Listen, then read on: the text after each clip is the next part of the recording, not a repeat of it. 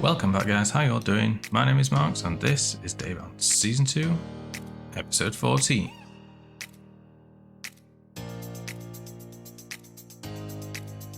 Last episode we started a minigame and it's kind of a mandatory one in a sense, just because it's tag and it's funny. But I don't know how much that's progressed since we actually did that.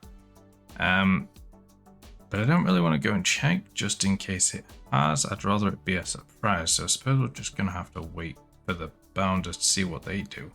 But in today's episode we need to tackle something that we've been putting off for quite a while, and that's the storage for my farms over here.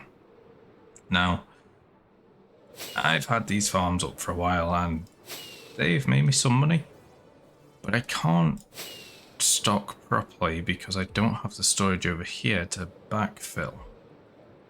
But what doing this means, and as you can see, I started changing the stone and stuff to dirt over here, and also down there. Most of that lower bit is dirt now. Yeah, if we come down here without dying, this is my storage here. These 5 chests, and that one's just kind of like all sorts.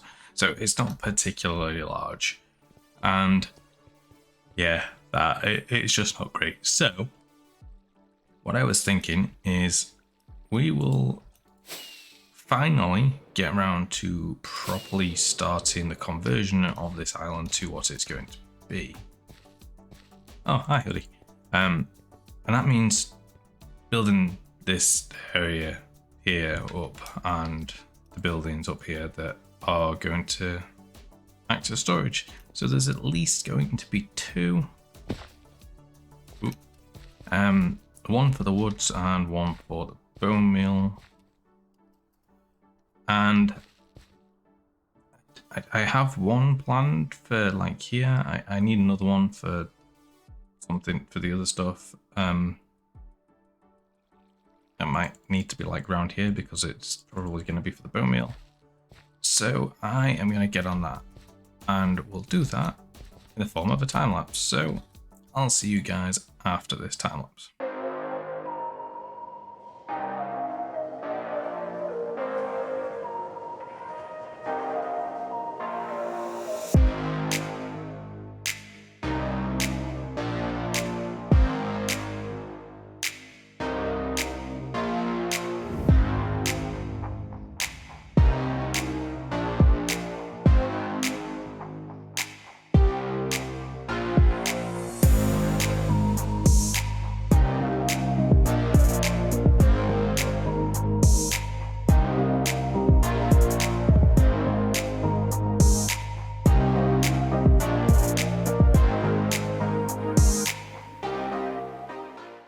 Okay, so we've finished the buildings for our storage, or the covers for our storage, which have been heavily inspired by Japanese Shinto shrines.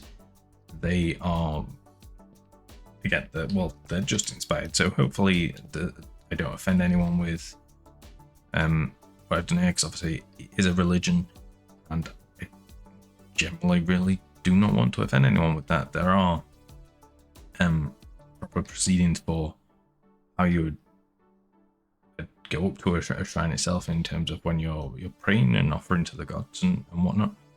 I'm not going to go through that because I don't know the exact order it's supposed to be in.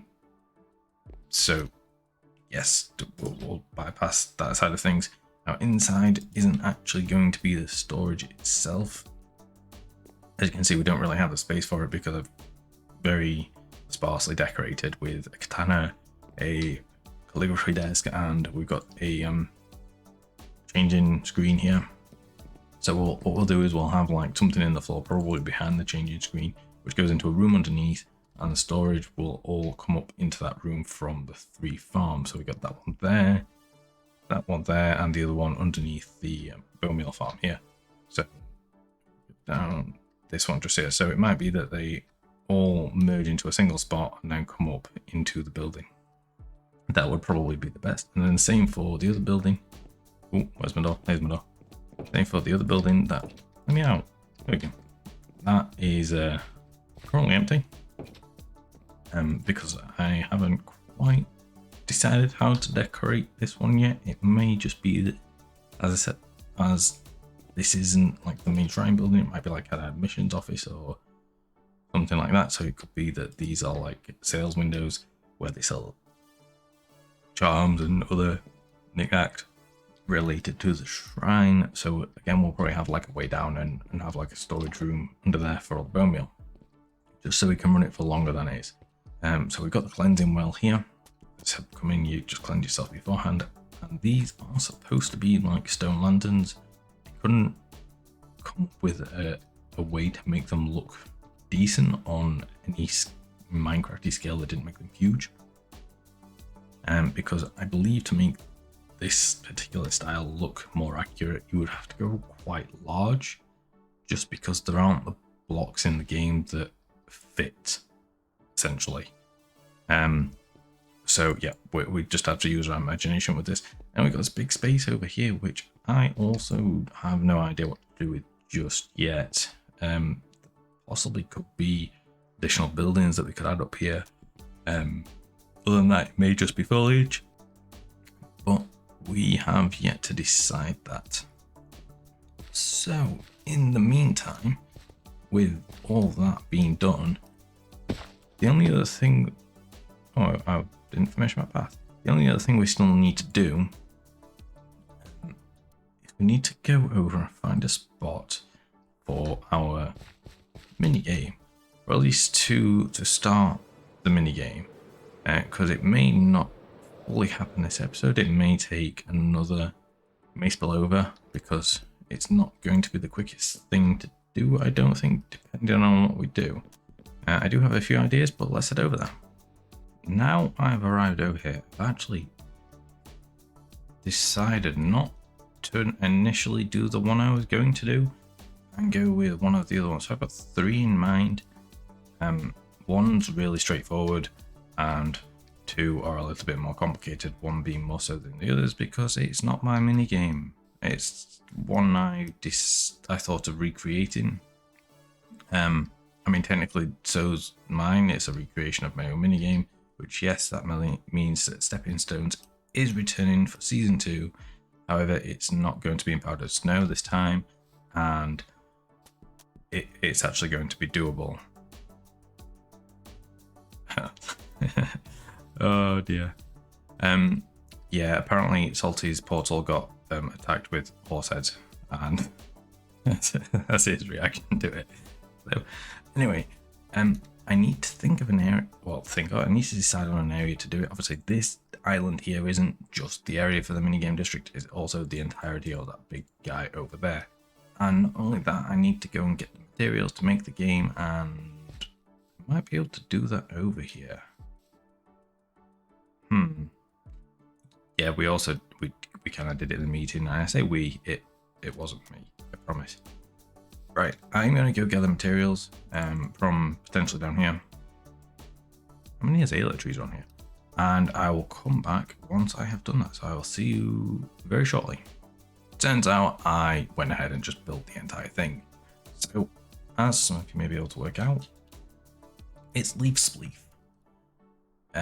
which I believe Cubfound built when Drip Leaves first came out. It may not be big enough, it may need to be made bigger at some point. But for now, it's 15 by 15 square. Obviously, the purpose of the game is coming with someone else.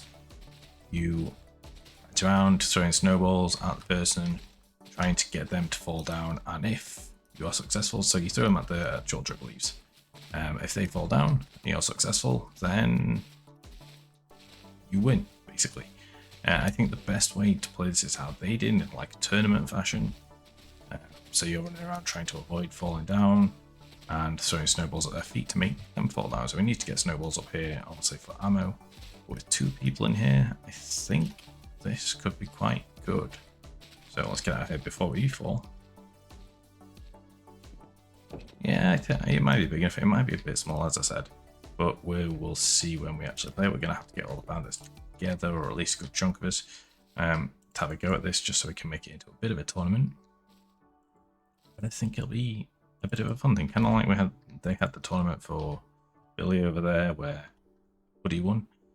Obviously, there's not going to be any diamond compensation or anything like that, and the drop's not too full. It's just too far. It's just long enough that you can't get back up, obviously. And then the rest of it is a viewing platform around the outside. It's nothing particularly fancy or pretty. In all honesty, it's kind of ugly because it's pretty much just a floating platform, but it serves its purpose perfectly. So with those two things being done for this episode, I think that's actually going to be it for this one. We've got storage mostly set up for the farms, and we've got a mini game done. So I'm going to see you next time. Ciao for now. Bye bye.